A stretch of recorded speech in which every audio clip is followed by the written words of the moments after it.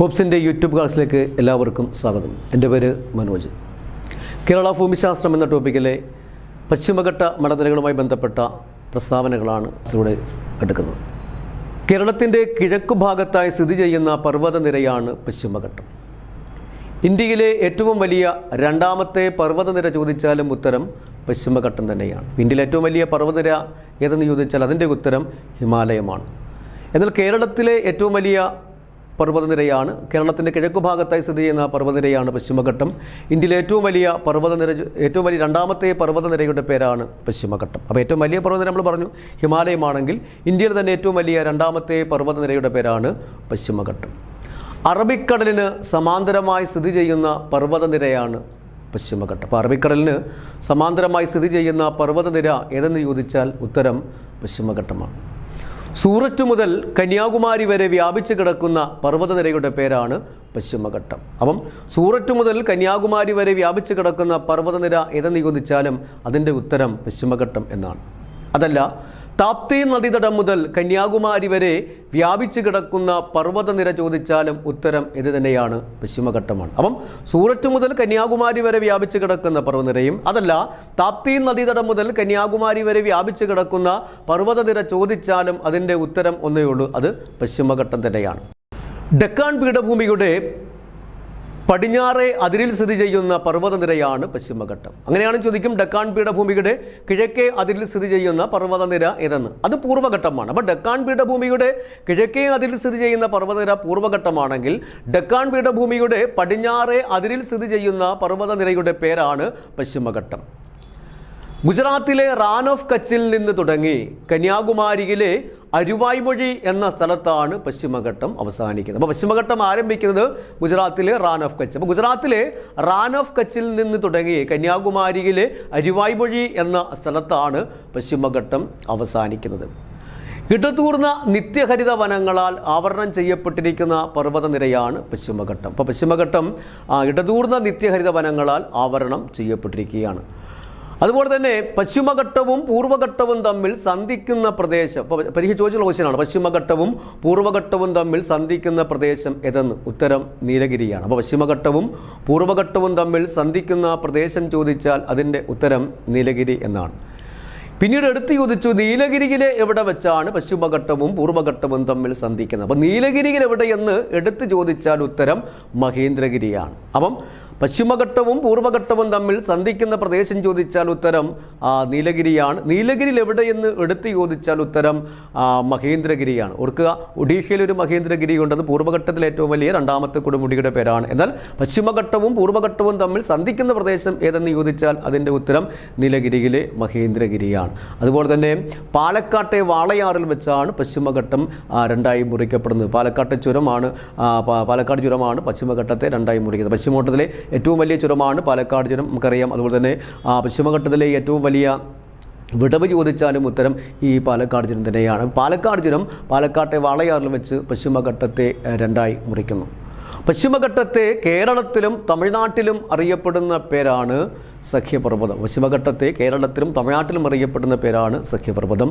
പശ്ചിമഘട്ടത്തെ മഹാരാഷ്ട്രയിൽ അറിയപ്പെടുന്ന പേര് സഹ്യാദ്രി എന്നാണ്. പശ്ചിമഘട്ടത്തെ മഹാരാഷ്ട്രയിൽ ഏത് പേരിൽ അറിയപ്പെടുന്നു എന്ന് ചോദിച്ചാൽ ഉത്തരം സഹ്യാദ്രി എന്നാണ്. പരീക്ഷ ചോദിച്ച മറ്റൊരു ക്വസ്റ്റ്യനാണ്, പശ്ചിമഘട്ടത്തിൻ്റെ വടക്കു ഭാഗത്ത് അതിനെ ഏത് പേരിൽ അറിയപ്പെടുന്നു എന്ന്. അപ്പോൾ പശ്ചിമഘട്ടത്തിൻ്റെ വടക്കു ഭാഗത്ത് അതിനെ ഏത് പേരിൽ അറിയപ്പെടുന്നു എന്ന് ചോദിച്ചാൽ അതിൻ്റെ ഉത്തരം സഹ്യാദ്രി എന്നാണ്. അപ്പോൾ പശ്ചിമഘട്ടത്തെ മഹാരാഷ്ട്രയിൽ അറിയപ്പെടുന്ന പേര് സഹ്യാദ്രി എന്നാണ്. പശ്ചിമഘട്ടത്തിൻ്റെ വടക്കു ഭാഗത്തും അതിനെ അറിയപ്പെടുന്ന പേര് സഹ്യാദ്രി എന്ന് തന്നെയാണ്. പശ്ചിമഘട്ടത്തിൻ്റെ ഇന്ത്യയിലെ ശരാശരി ഉയരമാണ് 1200 മീറ്റർ. അപ്പോൾ പശ്ചിമഘട്ടത്തിൻ്റെ ഇന്ത്യയിലെ ശരാശരി ഉയരം എത്രയെന്ന് ചോദിച്ചാൽ ഉത്തരം 1200 മീറ്റർ. പരീക്ഷ ചോദിച്ച ക്വസ്റ്റ്യനാണ്, പശ്ചിമഘട്ടത്തിൻ്റെ കേരളത്തിലെ ശരാശരി ഉയരം എത്രയെന്ന്. അപ്പോൾ പശ്ചിമഘട്ടത്തിൻ്റെ കേരളത്തിലെ ശരാശരി ഉയരം എത്രയെന്ന് ചോദിച്ചാൽ ഉത്തരം 900 മീറ്റർ. അപ്പോൾ ഓർത്ത് വച്ചിരിക്കുക, ഇന്ത്യയിൽ ഇന്ത്യയിലെ ശരാശരി ഉയരം 1200 മീറ്റർ ആണെങ്കിൽ കേരളത്തിലെ ശരാശരി ഉയരം 900 മീറ്ററാണ്. പശ്ചിമഘട്ടത്തിൻ്റെ ആകെ നീളം എന്ന് പറയുന്നത് 1600 കിലോമീറ്ററാണ്. പശ്ചിമഘട്ടത്തിൻ്റെ ആകെ വീതി 100 കിലോമീറ്ററാണ്.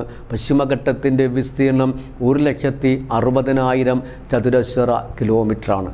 അപ്പം പശ്ചിമഘട്ടത്തിൻ്റെ ആകെ നീളം 1600 കിലോമീറ്ററും പശ്ചിമഘട്ടത്തിൻ്റെ വീതി 100 കിലോമീറ്ററും പശ്ചിമഘട്ടത്തിൻ്റെ വിസ്തീർണം 1,60,000 ചതുരശ്ര കിലോമീറ്ററുമാണ്. അതുപോലെ തന്നെ പശ്ചിമഘട്ടത്തിൽ നിന്നും അറബിക്കടലിലേക്കുള്ള ശരാശരി ദൂരം ചോദിച്ചാൽ 55 കിലോമീറ്റർ മുതൽ 56 കിലോമീറ്റർ വരെയാണ്. അപ്പോൾ പശ്ചിമഘട്ടത്തിൽ നിന്നും അറബിക്കടലിലേക്കുള്ള ശരാശരി ദൂരം 55 കിലോമീറ്റർ മുതൽ 56 കിലോമീറ്റർ വരെ. ഒന്നുകൂടെ പറയാം, പശ്ചിമഘട്ടത്തിൻ്റെ ഇന്ത്യയിലെ ശരാശരി ഉയരം 1200 മീറ്ററും കേരളത്തിലെ ശരാശരി ഉയരം 900 മീറ്ററും പശ്ചിമഘട്ടത്തിൻ്റെ ആകെ നീളം 1600 കിലോമീറ്ററും പശ്ചിമഘട്ടത്തിൻ്റെ ആകെ വീതി 100 കിലോമീറ്ററും. എന്നാൽ പശ്ചിമഘട്ടത്തിൻ്റെ വിസ്തീർണം എന്ന് പറയുന്നത് 1,60,000 ചതുരശ്ര കിലോമീറ്ററാണ്.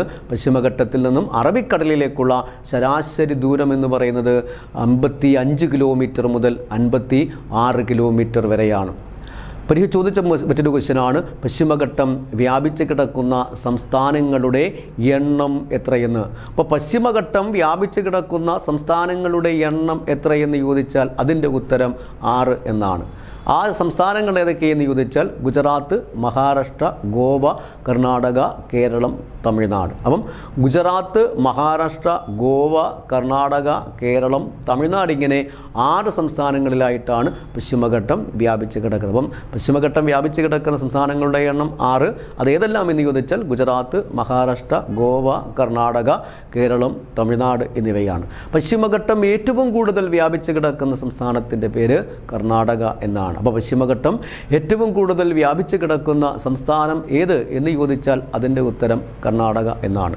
പശ്ചിമഘട്ടം സ്ഥിതി ചെയ്യാത്ത ദക്ഷിണേന്ത്യയിലെ സംസ്ഥാനങ്ങളാണ് ആന്ധ്രാപ്രദേശും തെലങ്കാനയും. അപ്പോൾ പശ്ചിമഘട്ടം സ്ഥിതി ചെയ്യാത്ത ദക്ഷിണേന്ത്യയിലെ സംസ്ഥാനങ്ങൾ ഏതൊക്കെയെന്ന് ചോദിച്ചാൽ ഉത്തരം ആന്ധ്രാപ്രദേശും തെലങ്കാന. അപ്പോൾ നമ്മൾ നേരത്തെ പറഞ്ഞു പശ്ചിമഘട്ടം വ്യാപിച്ച് കിടക്കുന്ന സംസ്ഥാനങ്ങൾ 6 ഗുജറാത്ത്, മഹാരാഷ്ട്ര, ഗോവ, കർണാടക, കേരളം, തമിഴ്നാട്. പശ്ചിമഘട്ടം ഏറ്റവും കൂടുതൽ വ്യാപിച്ച് കിടക്കുന്ന സംസ്ഥാനം കർണാടകയും. പശ്ചിമഘട്ടം സ്ഥിതി ചെയ്യാത്ത ദക്ഷിണേന്ത്യയിലെ സംസ്ഥാനങ്ങളാണ് ആന്ധ്രാപ്രദേശ്, തെലങ്കാന എന്നിവ.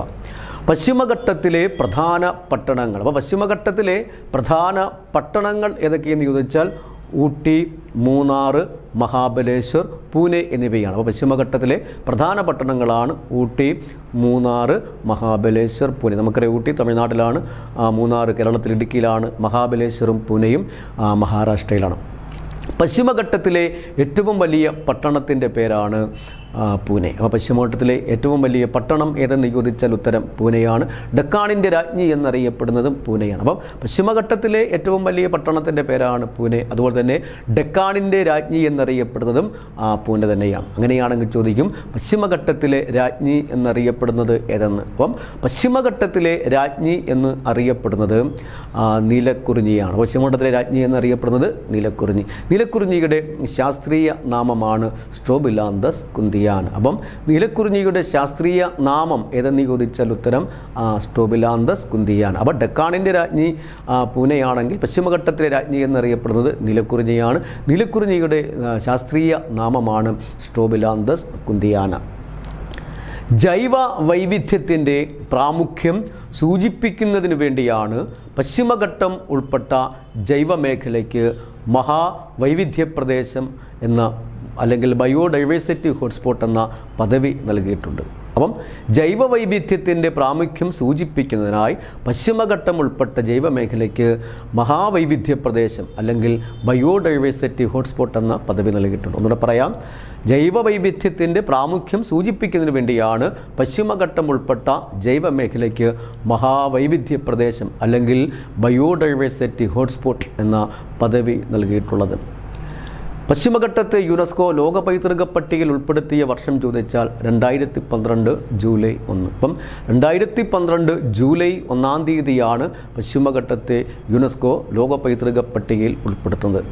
റഷ്യയിലെ സെൻറ്റ് പീറ്റേഴ്സ്ബർഗിൽ ചേർന്ന ലോക പൈതൃക സമിതിയുടെ മീറ്റിങ്ങിൽ വെച്ചാണ് പശ്ചിമഘട്ടത്തെ യുനെസ്കോ ലോക പൈതൃക പട്ടികയിൽ ഉൾപ്പെടുത്തിയിരിക്കുന്നത്. അപ്പം എവിടെ ചേർന്ന മീറ്റിങ്ങിൽ വെച്ചാണ് പശ്ചിമഘട്ടത്തെ യുനെസ്കോ ലോക പൈതൃക പട്ടികയിൽ ഉൾപ്പെടുത്തിയത് എന്ന് ചോദിച്ചാൽ ഉത്തരം റഷ്യയിലെ സെൻറ്റ് പീറ്റേഴ്സ്ബർഗിൽ ചേർന്ന മീറ്റിങ്ങിൽ വെച്ച്. എന്നാണ് ഉൾപ്പെടുത്തിയതെന്ന് ചോദിച്ചാൽ 2012 ജൂലൈ 1 തീയതിയാണ്. പശ്ചിമഘട്ടത്തിൽ നിന്നും ഏകദേശം 39 പ്രദേശങ്ങളെയാണ് ഇതുവരെയും യുനെസ്കോ ലോക പൈതൃക പട്ടികയിൽ ഉൾപ്പെടുത്തി. തിരിഞ്ഞു പോകരുത്, ഇന്ത്യയിൽ നിന്നും യുനെസ്കോ ലോക പൈതൃക പട്ടികയിൽ ഉൾപ്പെടുത്തിയ കേന്ദ്രങ്ങളുടെ എണ്ണമല്ല ഞാൻ ഈ പറയുന്നത്.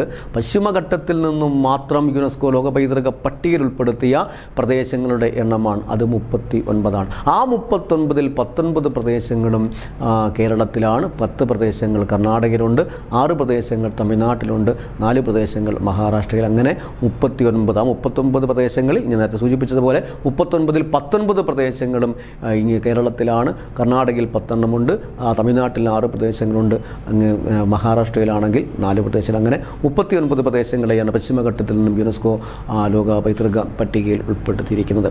പശ്ചിമഘട്ടത്തിലെ പാരിസ്ഥിതിക ആഘാതത്തെക്കുറിച്ച് പഠിക്കുവാൻ 2009 കേന്ദ്ര സർക്കാർ നിയോഗിച്ച കമ്മിറ്റിയുടെ പേരാണ് മാധവ് ഗാഡ്ഗിൽ.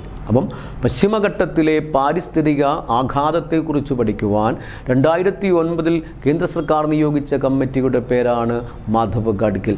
മാധവ് ഗാഡ്ഗിൽ സമിതി കേന്ദ്ര സർക്കാരിന് റിപ്പോർട്ട് സമർപ്പിച്ച വർഷമാണ് 2011 ഓഗസ്റ്റ് 31. അപ്പം മാധവ് ഗാഡ്ഗിൽ സമിതി കേന്ദ്ര സർക്കാരിന് റിപ്പോർട്ട് സമർപ്പിച്ച വർഷം ചോദിച്ചാൽ 2011 ഓഗസ്റ്റ് 31.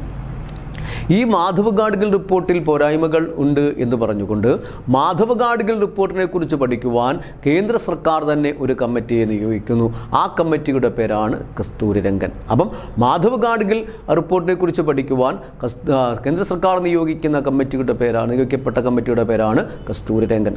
പരീക്ഷ ചോദിച്ച ക്വസ്റ്റ്യനാണ്. കസ്തൂരി രംഗൻ സമിതി കേന്ദ്ര സർക്കാരിന് റിപ്പോർട്ട് സമർപ്പിച്ച വർഷം 2013. ഡേറ്റ് കൂടി ചോദിച്ചാൽ ഏപ്രിൽ 15. അപ്പം കസ്തൂരി രംഗൻ സമിതി കേന്ദ്ര സർക്കാരിന് റിപ്പോർട്ട് സമർപ്പിച്ച വർഷം ചോദിച്ചാൽ 2013 ഏപ്രിൽ 15. ഈ കസ്തൂരി രംഗൻ റിപ്പോർട്ടിൽ പോരായ്മകളുണ്ട് എന്ന് പറഞ്ഞുകൊണ്ട് കസ്തൂരി രംഗൻ റിപ്പോർട്ടിനെ കുറിച്ച് പഠിക്കുവാൻ സംസ്ഥാന സർക്കാർ ഒരു കമ്മിറ്റിയെ നിയോഗിക്കുന്നു. ആ കമ്മിറ്റിയുടെ പേരാണ് ഉമ്മൻ കമ്മിറ്റി. അപ്പം കസ്തൂരി രംഗൻ റിപ്പോർട്ടിനെ കുറിച്ച് പഠിക്കുവാൻ സംസ്ഥാന സർക്കാർ നിയോഗിച്ച കമ്മിറ്റിയുടെ പേരാണ് ഇത് ഉമ്മൻ കമ്മിറ്റി. അപ്പോൾ ഓർത്തു വെച്ചിരിക്കുക, മാധവ് ഗാഡ്ഗിൽ കമ്മിറ്റിയെയും കസ്തൂരി രംഗൻ കമ്മിറ്റിയെ നിയോഗിക്കുന്ന കേന്ദ്ര സർക്കാരും ഉമ്മൻ കമ്മിറ്റിയെ നിയോഗിക്കുന്നത് സംസ്ഥാന സർക്കാരുമാണ്. അപ്പം പശ്ചിമഘട്ടത്തിലെ പാരിസ്ഥിതിക ആഘാതത്തെക്കുറിച്ച് പഠിക്കുവാൻ കേന്ദ്ര സർക്കാർ നിയോഗിച്ച കമ്മിറ്റി ഏതെന്ന് ചോദിച്ചാൽ ഉത്തരം മാധവ് ഗാഡ്ഗിൽ. 2009 ആ കമ്മിറ്റിയെ നിയോഗിക്കുന്നത്. ആ കമ്മിറ്റി കേന്ദ്ര സർക്കാരിന് റിപ്പോർട്ട് സമർപ്പിക്കുന്നത് 2011 ഓഗസ്റ്റ് 31 തീയതിയാണ്. മാധവ് ഗാഡ്ഗിൽ റിപ്പോർട്ടിൽ പോരായ്മകളുണ്ടെന്ന് പറഞ്ഞുകൊണ്ട് മാധവ് ഗാഡ്ഗിൽ റിപ്പോർട്ടിനെ കുറിച്ച് പഠിക്കുവാൻ കേന്ദ്ര സർക്കാർ തന്നെ ഒരു കമ്മിറ്റിയെ നിയോഗിക്കുന്നു. ആ കമ്മിറ്റിയുടെ പേരാണ് കസ്തൂരി രംഗൻ. കസ്തൂരി രംഗൻ സമിതി കേന്ദ്ര സർക്കാരിന് റിപ്പോർട്ട് സമർപ്പിക്കുന്നത് 2013 ഏപ്രിൽ 15 തീയതിയാണ്. കസ്തൂരി രംഗൻ റിപ്പോർട്ടിനെ കുറിച്ച് പഠിക്കുവാൻ സംസ്ഥാന സർക്കാർ ഒരു കമ്മിറ്റിയെ നിയോഗിക്കുന്നു. ആ കമ്മിറ്റിയുടെ പേരാണ് ഉമ്മൻ കമ്മിറ്റി. അപ്പോൾ പശ്ചിമഘട്ടത്തിൽ നിന്നും ഉത്ഭവിച്ച് ബംഗാൾ ഉൾക്കടലിൽ പതിക്കുന്ന നദികൾ ഏതൊക്കെയെന്ന് ചോദിച്ചാൽ ഉത്തരങ്ങൾ ഗോദാവരി, കൃഷ്ണ, കാവേരി, താമ്രപർണി. ഒരുപാട് നദികളുണ്ട്, ഞാൻ പ്രധാനപ്പെട്ട 4 നദികൾ മാത്രമേ പറഞ്ഞു പോകുന്നുള്ളൂ. ഗോദാവരി, കൃഷ്ണ, കാവേരി, താമ്രപർണി. ഇതിൽ ഗോദാവരി, കൃഷ്ണ, കാവേരി തുടങ്ങിയ നദികൾ പശ്ചിമഘട്ടത്തിൽ ഉത്ഭവിച്ച് പൂർവ്വഘട്ടത്തെ മുറിച്ച് കടന്നിട്ടാണ് ബംഗാൾ ഉൾക്കടലിൽ പതിക്കുന്നത്.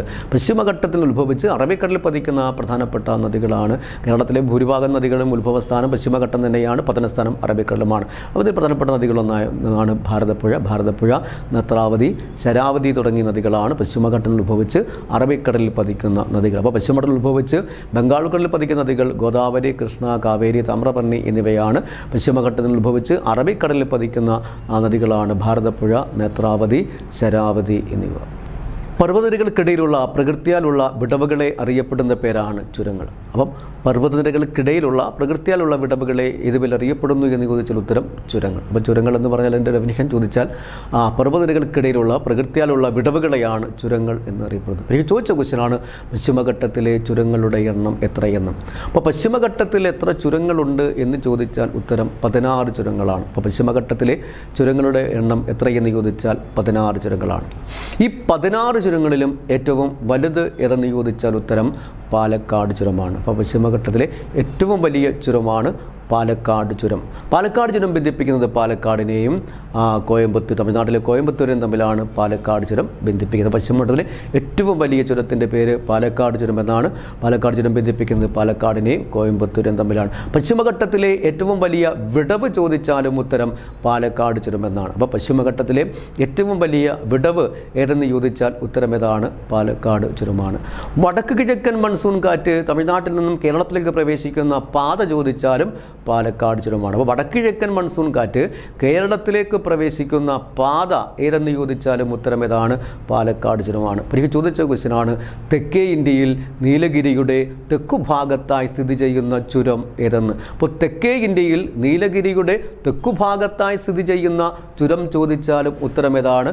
പാലക്കാട് ചുരം. അപ്പം പശ്ചിമഘട്ടത്തിലെ ഏറ്റവും വലിയ ചുരം, പശ്ചിമഘട്ടത്തിലെ ഏറ്റവും വലിയ വിടവ്, വടക്ക് കിഴക്കൻ മൺസൂൺ കാറ്റ് കേരളത്തിലേക്ക് പ്രവേശിക്കുന്ന പാത, അതുപോലെ തന്നെ തെക്കേ ഇന്ത്യയിൽ നീലഗിരിയുടെ തെക്കുഭാഗത്തായി സ്ഥിതി ചെയ്യുന്ന ചുരം ചോദിച്ചാലും ഉത്തരം ഏതാണ്? പാലക്കാട് ചുരമാണ്. പാലക്കാട് ചുരം നമ്മൾ നേരത്തെ പറഞ്ഞു ഏതൊക്കെ സ്ഥലങ്ങൾ തമ്മിൽ ബന്ധിപ്പിക്കുന്നു? പാലക്കാടിനെയും കോയമ്പത്തൂരെയും തമ്മിലാണ്. സമുദ്രനിരപ്പിൽ നിന്നും 300 മീറ്റർ ഉയരത്തിലാണ് പാലക്കാട് ചുരം സ്ഥിതി ചെയ്യുന്നത്. അപ്പോൾ പാലക്കാട് ചുരം സമുദ്രനിരപ്പിൽ നിന്നും എത്ര മീറ്റർ ഉയരത്തിൽ സ്ഥിതി ചെയ്യുന്നു എന്ന് ചോദിച്ചാൽ 300 മീറ്റർ ഉയരത്തിലാണ് സ്ഥിതി ചെയ്യുന്നത്. അതുപോലെ തന്നെ പാലക്കാട് ചുരത്തിൻ്റെ വീതി ചോദിച്ചാൽ 30 മുതൽ 40 കിലോമീറ്ററാണ്. അപ്പം പാലക്കാട് ചുരത്തിൻ്റെ വീതി എത്ര എന്ന് ചോദിച്ചാൽ ഉത്തരം 30 മുതൽ 40 കിലോമീറ്റർ വരെയാണ് പാലക്കാട് ചുരത്തിൻ്റെ വീതി. പാലക്കാട് ചുരത്തിലൂടെ കടന്നു പോകുന്ന ദേശീയപാതയാണ് NH 544, പഴയ പേര് NH 47. പഴയ NH 47 പുതിയ പേരിൽ അറിയപ്പെടുന്നു NH 544. പാലക്കാട് ചുരത്തിലൂടെ ഒഴുകുന്ന നദി ചോദിച്ചാൽ ഉത്തരം ഭാരതപ്പുഴയാണ്. കേരളത്തിലെ ഏറ്റവും വലിയ രണ്ടാമത്തെ നദിയാണ് നമുക്കറിയാം ഭാരതപ്പുഴ. അപ്പം പാലക്കാട് ചുരത്തിലൂടെ ഒഴുകുന്ന നദി ഏതെന്ന് ചോദിച്ചാൽ ഉത്തരം ഏതാണ്? ഭാരതപ്പുഴയാണ്. അപ്പം ഒന്നുകൂടെ പറയാം, പശ്ചിമഘട്ടത്തിലെ ഏറ്റവും വലിയ വിടവാണ് പാലക്കാട് ചുരം. പശ്ചിമഘട്ടത്തിലെ ഏറ്റവും വലിയ ചുരം ചോദിച്ചാലും പാലക്കാട് ചുരമാണ്. അതുപോലെ തന്നെ വടക്ക് കിഴക്കൻ മൺസൂൺ കാറ്റ് കേരളത്തിലേക്ക് പ്രവേശിക്കുന്ന പാത ചോദിച്ചാൽ ഉത്തരം പാലക്കാട് ചുരമാണ്. തെക്കേ ഇന്ത്യയിൽ നീലഗിരിയുടെ തെക്കുഭാഗത്തായി സ്ഥിതി ചെയ്യുന്ന ചുരം ചോദിച്ചാലും ഉത്തരം പാലക്കാട് ചുരമാണ്. പാലക്കാട് ചുരം ഏതൊക്കെ സ്ഥലങ്ങളെ തമ്മിൽ ബന്ധിപ്പിക്കുന്നു എന്ന് ചോദിച്ചാൽ പാലക്കാടിനെയും കോയമ്പത്തൂരെയും തമ്മിലാണ് ബന്ധിപ്പിക്കുന്നത്. സമുദ്രനിരപ്പിൽ നിന്നും 300 മീറ്റർ ഉയരത്തിലാണ് പാലക്കാട് ചുരം സ്ഥിതി ചെയ്യുന്നത്. പാലക്കാട് ചുരത്തിൻ്റെ വീതി എത്രയെന്ന് ചോദിച്ചാൽ 30 മുതൽ 40 കിലോമീറ്റർ വരെയാണ്. പാലക്കാട് ചുരത്തിലൂടെ കടന്നു പോകുന്ന ദേശീയപാതയാണ് NH 544, പഴയ പേര് NH 47 പാലക്കാട് ചുരത്തിലൂടെ ഒഴുകുന്ന നദി ചോദിച്ചാൽ ഉത്തരം ഭാരതപ്പുഴ. പശ്ചിമഘട്ടത്തിലൂടെ കടന്നു പോകുന്ന മറ്റൊരു ചുരമാണ് താമരശ്ശേരി ചുരം. താമരശ്ശേരി ചുരം ബന്ധിപ്പിക്കുന്നത് കോഴിക്കോടിനെയും വയനാടിനെയും തമ്മിലാണ്. അപ്പോൾ താമരശ്ശേരി ചുരം ഏതൊക്കെ സ്ഥലങ്ങൾ തമ്മിൽ ബന്ധിപ്പിക്കുന്നു എന്ന് ചോദിച്ചാൽ ഉത്തരം കോഴിക്കോടിനെയും വയനാടിനെയും തമ്മിലാണ് താമരശ്ശേരി ചുരം ബന്ധിപ്പിക്കുന്നത്. അപ്പോൾ എനിക്ക് ചോദിച്ച ക്വസ്റ്റ്യനാണ്, താമരശ്ശേരി ചുരം സ്ഥിതി ചെയ്യുന്ന ജില്ല ഏതെന്ന്. അപ്പോൾ താമരശ്ശേരി ചുരം സ്ഥിതി ചെയ്യുന്ന ജില്ല ഏതെന്ന് ചോദിച്ചാൽ ഉത്തരം കോഴിക്കോടാണ്. അപ്പോൾ താമരശ്ശേരി ചുരം സ്ഥിതി ചെയ്യുന്ന ജില്ലയുടെ പേര് ചോദിച്ചാൽ ഉത്തരം കോഴിക്കോടാണ്.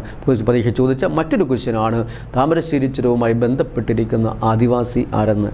താമരശ്ശേരി ചുരവുമായി ബന്ധപ്പെട്ടിരിക്കുന്ന ആദിവാസി ആരെന്ന് ചോദിച്ചാൽ ഉത്തരം കരിന്തണ്ടനാണ്. അപ്പോൾ താമരശ്ശേരി ചുരവുമായി ബന്ധപ്പെട്ടിരിക്കുന്ന ആദിവാസിയുടെ പേര് ചോദിച്ചാൽ ഉത്തരം ആരാണ്? കരിന്തണ്ടനാണ്. അപ്പം താമരശ്ശേരി ചുരത്തിലൂടെ കടന്നു പോകുന്ന ദേശീയപാത ഏതെന്ന് ചോദിച്ചാൽ ഉത്തരം NH 766, പഴയ പേര് NH 212. അപ്പം താമരശ്ശേരി ചുരത്തിലൂടെ കടന്നു പോകുന്ന ദേശീയപാതയുടെ പേര് NH 766, പഴയ പേര് ചോദിച്ചാൽ NH 212. അപ്പം താമരശ്ശേരി ചുരം ബന്ധിപ്പിക്കുന്നത് കോഴിക്കോടിനെയും വയനാടിനെയും തമ്മിലാണ്. താമരശ്ശേരി ചുരം സ്ഥിതി ചെയ്യുന്ന ജില്ലയുടെ പേര് കോഴിക്കോടാണ്. താമരശ്ശേരി ചുരവുമായി ബന്ധപ്പെട്ടിരിക്കുന്ന ആദിവാസിയുടെ പേര് കരിന്തണ്ടൻ എന്നാണ്. അതുപോലെ തന്നെ താമരശ്ശേരി ചുരത്തിലൂടെ കടന്നു പോകുന്ന ദേശീയപാതയുടെ പേര് NH 766, പഴയ പേര് NH 212. കടന്നു പോകുന്ന മറ്റൊരു ചുരമാണ് പെരിയ ചുരം. പെരിയ ചുരം ബന്ധിപ്പിക്കുന്നത് വയനാട്ടിലെ മാനന്തവാടിയും കർണാടകയിലെ മൈസൂരിനെയും തമ്മിലാണ് പെരിയ ചുരം ബന്ധിപ്പിക്കുന്നത്. പെരിയ ചുരം ബന്ധിപ്പിക്കുന്നത് മാനന്തവാടിയെയും കർണാടകയിലെ മൈസൂരിനെയും തമ്മിലാണ് പെരിയ ചുരം ബന്ധിപ്പിക്കുന്നത്.